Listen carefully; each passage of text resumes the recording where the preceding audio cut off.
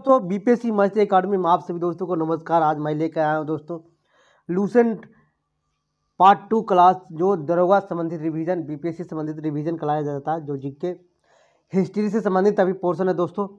History का question कम से कम आपको 200 क्वेश्चन मिलेगा, जो आपको लूसेंट का वीवीआई जो इम्पोर्टेंट हमेशा प्रतियोगिता परीक्षाओं में सबसे ज़्यादा पूछे जाते हैं, उसी का है दोस्तों। देखना ना भूलें, एकदम लास्ट तक देखिएगा, शुरू से शुरुआत करिएगा और स्किप वीडियो को मत करिएगा, ताकि आपको कुछ समझ में नहीं आएगा। ऐसे रिवीजन आपको नहीं हो पाएगा ना। कहा जाता है कि एक मोटिवेशनल आपको सामने मैं लाया हूँ। कहा जाता है कि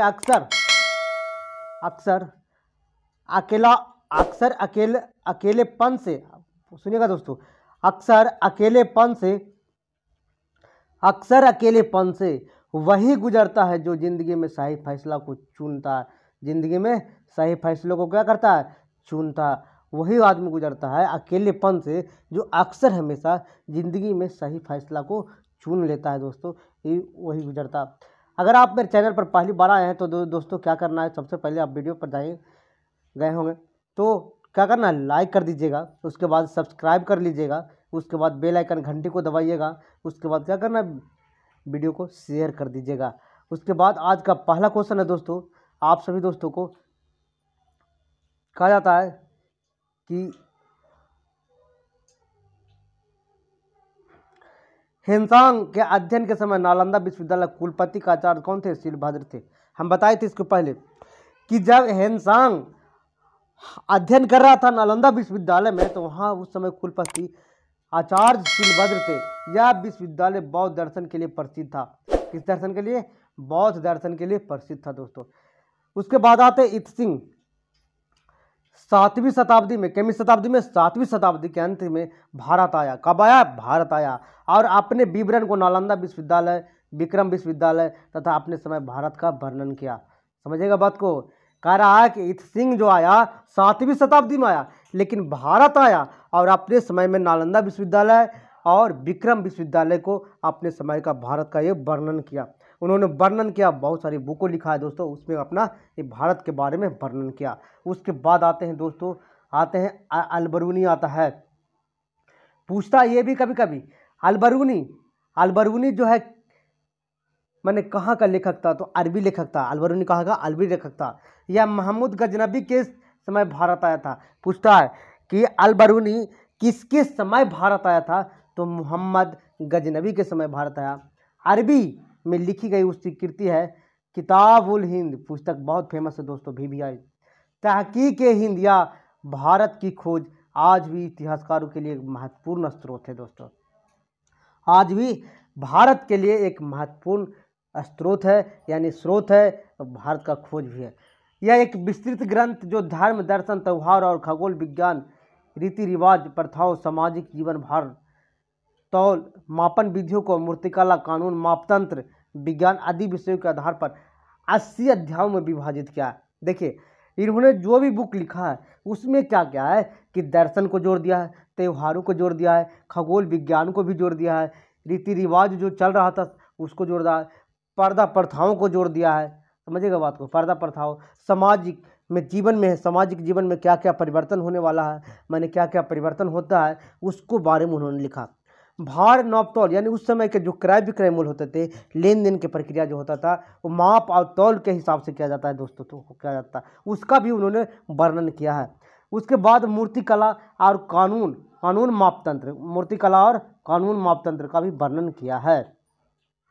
इसके बाद आते हैं दोस्तों, कह रहा है कि इसमें राजपूत कालीन समाज, धर्म, रीति रिवाज यानी अति सुंदरता पर भी प्रकाश डाला है। कुछ पर राजपूत कालीन समाज, यानी उस समय के जो राजपूत कालीन समाज थे उसके बारे में, और धर्म, रीति रिवाज के बारे में भी उन्होंने सुंदर सुंदर प्रकाश को डालने का काम किया है। उसके बाद आते हैं दोस्तों इब्न बतूता। देखिए, इब्न बतूता बहुत बार फेमस क्वेश्चन है दोस्तों। इसके द्वारा अरबी भाषा में लिखा गया उसका यात्रा वृत्तांत रेहल्ला।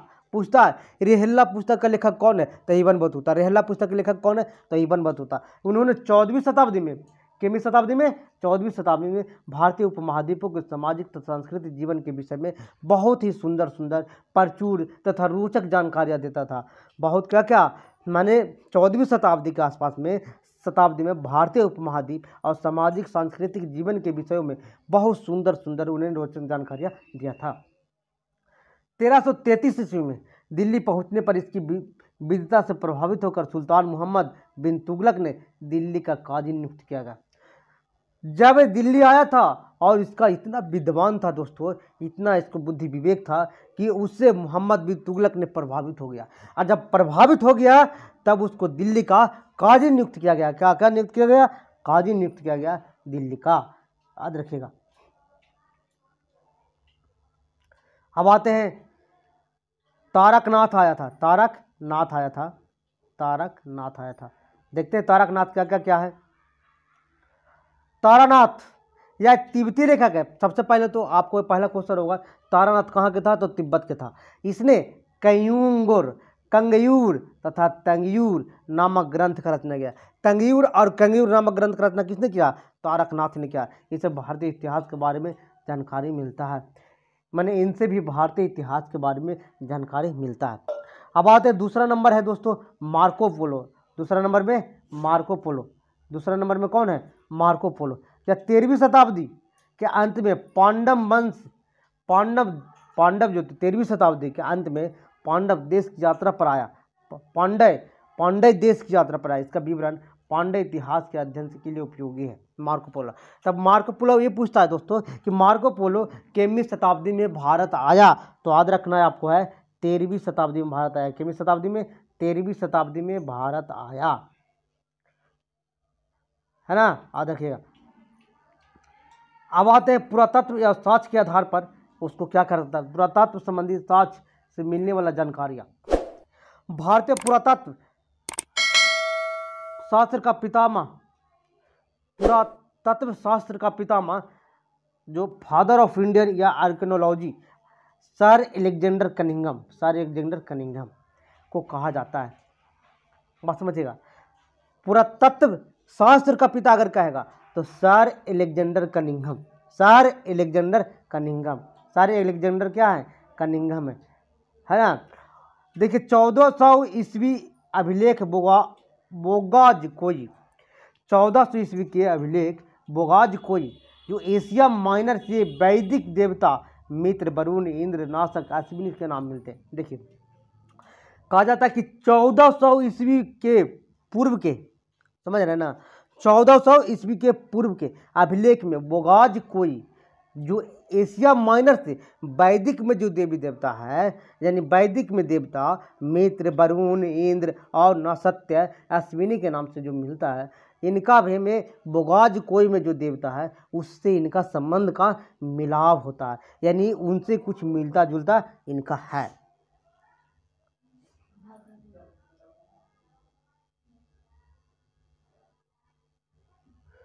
अब आते हैं दोस्तों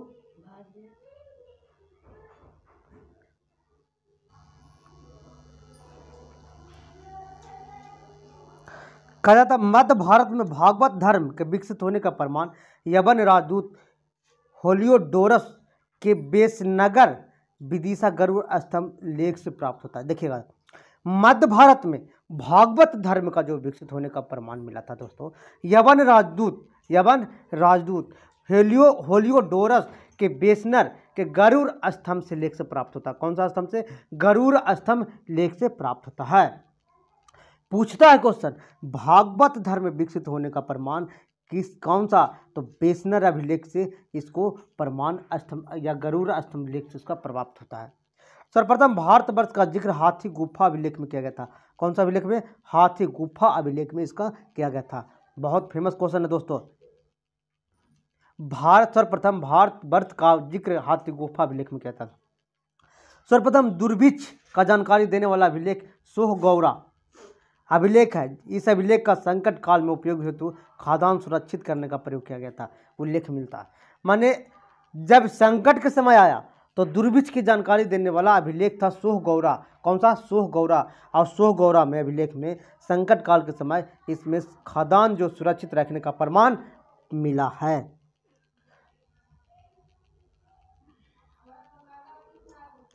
सर्वप्रथम भारत पर होने वाला हुनों का आक्रमण, बहुत VVI क्वेश्चन है। जानकारी भीतरी स्तंभ लेख से प्राप्त होता है। किससे? भीतरी स्तंभ लेख से प्राप्त होता है। बहुत फेमस क्वेश्चन है दोस्तों, बार बार प्रतियोगिता परीक्षाओं में पूछे जाते हैं। सती प्रथा का पहला लिखित साक्ष्य एरन अभिलेख, कौन सा? एरन अभिलेख। शासक था भानुगुप्त, शासक था भानुगुप्त। सातवाहन राजाओं का पूरा इतिहास उनके अभिलेखों के आधार पर लिखा जाता है। सातवाहन राजाओं का पूरा इतिहास उनके अभिलेखों के आधार पर लिखा जाता है।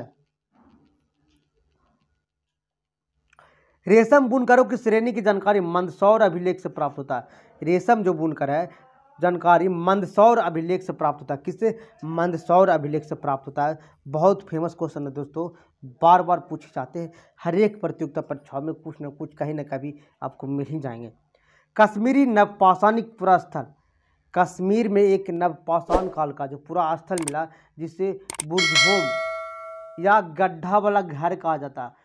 गड्ढा वाला घर का मतलब नीचे बना हुआ घर है और सीढ़ी नीचे की ओर जाता है। साक्ष्य मिला। क्या मिला? साक्ष्य मिला।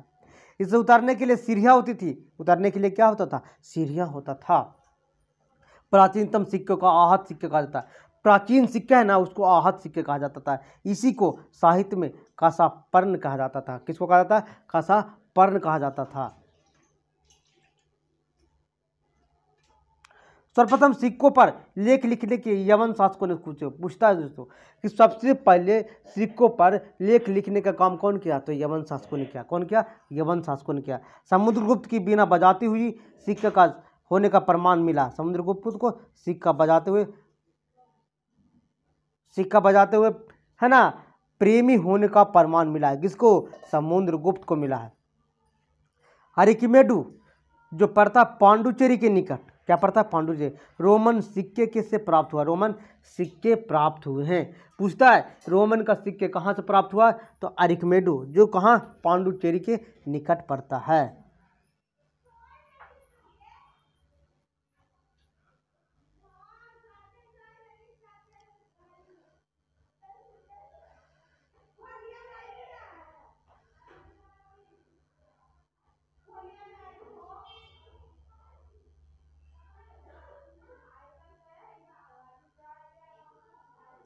सबसे पहले भारत के संबंध में बर्मा स्वर्ण भूमि, जो अभी वर्तमान में म्यांमार कहा जाता है। वर्तमान में म्यांमार। मलाया, कौन सा? मलाया। स्वर्णद्वीप, कंबोडिया, कंबोज, जावा, यवद्वीप से भी स्थापित हुए हैं। याद रखिए, सबसे पहले भारत के संबंध में बर्मा को स्वर्ण भूमि के नाम से, अभी वर्तमान में उसको बर्मा म्यांमार कहा जाता था। क्या कहा जाता था? म्यांमार कहा जाता था।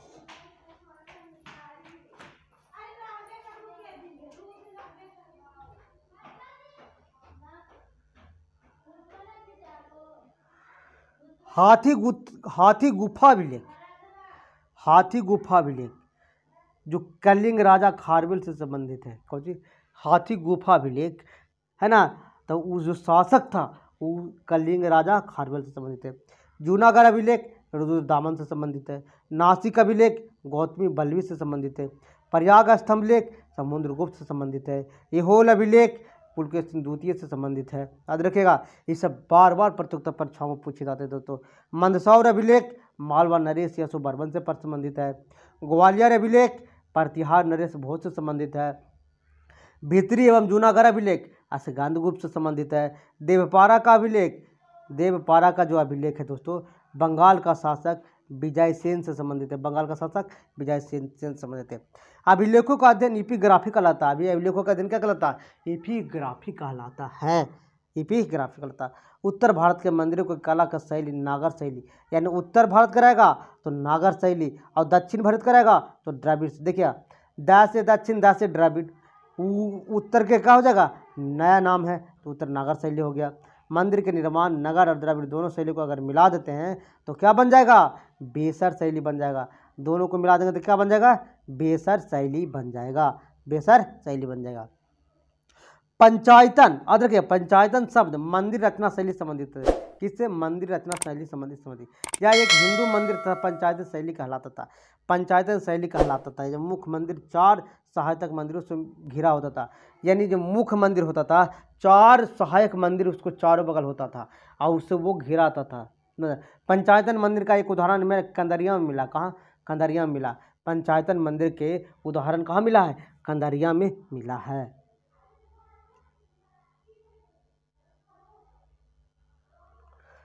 महादेव मंदिर खजुराहो में स्थित है। ब्रह्मदेव मंदिर भुवनेश्वर में स्थित है। लक्ष्मण मंदिर खजुराहो में स्थित है। लिंगराज मंदिर भुवनेश्वर में स्थित है। दशावतार मंदिर देवघर उत्तर प्रदेश में स्थित है। गोडेश्वर मंदिर महाराष्ट्र में स्थित है। देखिएगा, देखिए महादेव मंदिर कहेगा तो खजुराहो चल जाएंगे, ब्रह्मेश्वर मंदिर कहेगा तो भुवनेश्वर चल जाएंगे, लक्ष्मेंद्र मंदिर कहेगा तो खजुराहो चल जाएंगे, लिंगराज मंदिर कहेगा तो भुवनेश्वर चल जाएंगे, दशावतार मंदिर कहेगा तो देवघर उत्तर प्रदेश चले जाएंगे, और गोडेश्वर मंदिर कहेगा तो महाराष्ट्र चल जाएंगे। अब आते हैं दोस्तों प्रागैतिहासिक काल, उसके बारे में क्या क्या है ना। जिस काल में मनुष्य ने घटनाओं का कोई लिखित विवरण नहीं दिया, मैंने जिस काल में मनुष्य ने घटनाओं का कोई लिखित विवरण नहीं किया उसे प्रागैतिहासिक काल कहते हैं। क्या कहते हैं? उसे प्रागैतिहासिक काल कहते हैं। मानव विकास उस काल को इतिहास का कहा जाता है, उस काल को इतिहास कहता है जिसका विवरण पूर्ण रूप से संबंधित है, जिसका विवरण पूर्ण रूप से संबंधित है। देखिए संस्कृति जो है और बर्तन माने भिन्न भिन्न, माल्या अगर कहेगा तो काला और लाल बर्तन वहाँ मिला था। बुर्जोम जो गड्ढा वाला घर होता था, उसमें धूसर रंग का बर्तन मिलता है। और क्या है? जीखे जिसमें लाल रंग का बर्तन मिला है, जिसमें लाल रंग का बर्तन मिला है। और आते हैं इसमें दक्षिण नवपाषाण में चमकोल धूसर मिला। कैसा? चमकोल धूसर मिला। पूर्वी नवपाषाण में भूरा लाल का मिला। कैसा? भूरा लाल मिला है। अब आता है आधा ऐतिहासिक काल, माने उस काल को कहते हैं जिस काल में लेखन कला प्रचलन के बाद भी उपलब्ध में पढ़ा नहीं जा सकता। मैंने कहने का मतलब है कि आधा ऐतिहासिक काल उसको कहा जाता है जी लेखन कला मिला लेकिन अभी तक उसको पढ़ा ठीक से नहीं गया है, पढ़ा नहीं गया, उसे आधा ऐतिहासिक काल कहते हैं। कौन सा काल? आधा ऐतिहासिक काल कहते हैं।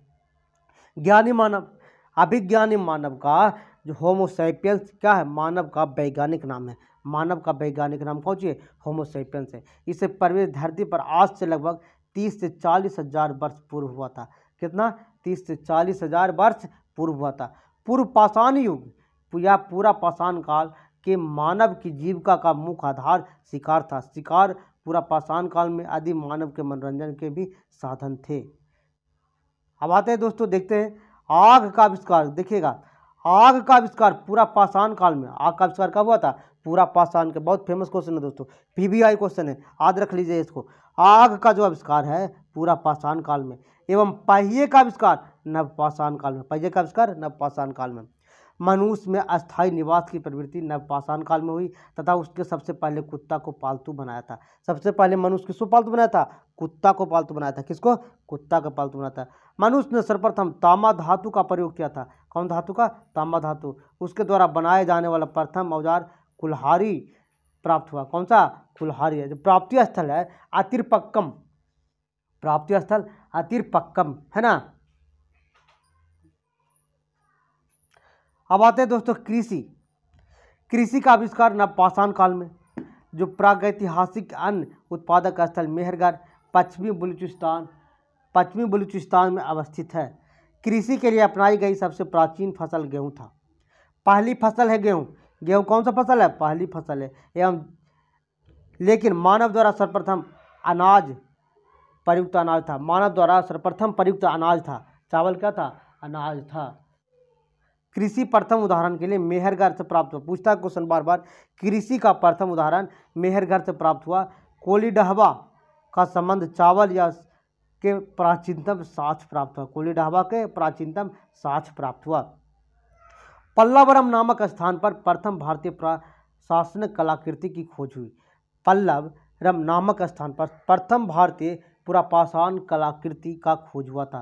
पुरापाषाण कलाकृति का खोज हुआ था। भारत के पूर्व प्रस्तर युग जो औजार मिले स्फटिक यानी पत्थर के बने थे। किसके बने थे? पत्थर के बने थे। पूर्व प्रस्तर युग में याद रखिएगा, पूर्व प्रस्तर युग में जो औजार मिला है दोस्तों वो पत्थर के बने थे। क्या जगह? पत्थर के बने थे। पल्लवरम नामक स्थान पर प्रथम भारतीय पुरापाषाण कलाकृति का खोज हुई। कहाँ नामक? पल्लावरम नामक स्थान पर प्रथम भारतीय पुरापाषाण कलाकृति का खोज हुआ। भारत में पूर्व प्रस्तर युग अधिकांशतः स्फटिक पत्थर के बने थे।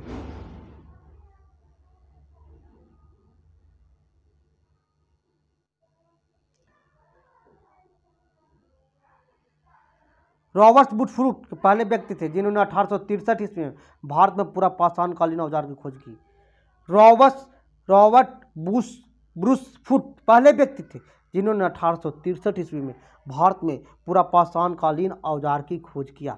भारत में सबसे पहले प्राचीन नगर मोहनजोदड़ो था। प्राचीन नगर कौन था? मोहनजोदड़ो। सिंधी भाषा में जिसका अर्थ है मृतकों का टीला। सिंधी भाषा में जिसका अर्थ क्या है? मृतकों का टीला। असम का श्वेतंभू गिबन भारत में पाए जाने वाला एकमात्र कपि है। असम का श्वेतंभू गिबन भारत में पाए जाने वाला एकमात्र क्या है? कपि है। इनाम गांव ताम्रपाषाण युग की एक बड़ी बस्ती थी। इनाम गांव जो था ताम्रपाषाण युग का सबसे बड़ा बस्ती था। इसका संबंध जोरबो संस्कृति था। कौन सा संस्कृति? जोरबो संस्कृति था। पूछता क्वेश्चन, इनाम गांव किस युग से संबंधित है? तो ताम्रपाषाण युग से संबंधित है। इसमें एक बस्ती मिला है जो कौन संस्कृति है? तो जोरबो संस्कृति है। भारत में शिवालय की पहाड़ियों का जीवाश्म का प्रमाण मिला है। भारत में शिवालय की पहाड़ियों से जीवाश्म का प्रमाण मिला। जो शिवालय का पहाड़ियाँ है वहाँ से क्या मिला? जीवाश्म का प्रमाण मिला। कुछ मिला? जीवाश्म का प्रमाण मिला है। प्रागैतिहासिक काल में भीमबेटका गुफाओं का शैलचित्र का प्रसिद्ध है। प्रागैतिहासिक काल में भीमबेटका जो है गुफाओं को शैलचित्र के लिए प्रसिद्ध है। किसके लिए प्रसिद्ध है? शैलचित्र के लिए प्रसिद्ध है। भारत में मनुष्य संबंधी सबसे पहला प्रमाण नर्मदा नदी घाटी में मिला। भारत में मनुष्य के संबंधित सबसे पहला प्रमाण कहाँ? नर्मदा नदी घाटी में मिला है। भारतीय नागरिक सेवा का अधिकारी रिजले ने प्रथम व्यक्ति थे जिन्होंने प्रथम बार वैज्ञानिक के आधार पर भारत का जनसंख्या का विभेदीकरण किया। देखिए, भारतीय नागरिक सेवा के अधिकार के प्रथम रिजले व्यक्ति थे। कौन था? रिजले थे। वह प्रथम व्यक्ति थे जिन्होंने प्रथम वैज्ञानिक के आधार पर भारत में प्रजातीय विभेदीकरण किया। कौन सा? प्रजातीय विभेदीकरण किया।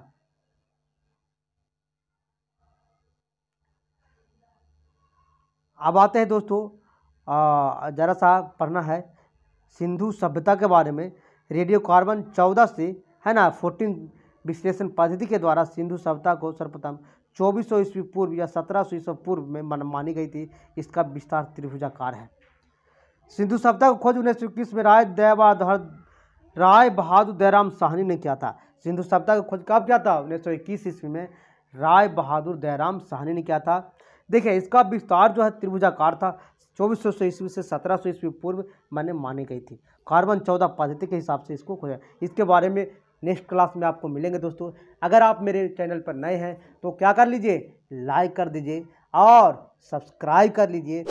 समझ रहे हैं दोस्तों? और शेयर कर दीजिए दोस्तों। आपसे अगला का, क्योंकि अंत भला तो सब भला होता है, यानी कहने का मतलब है सबको भला होना चाहिए, है ना? सबको भला होना चाहिए।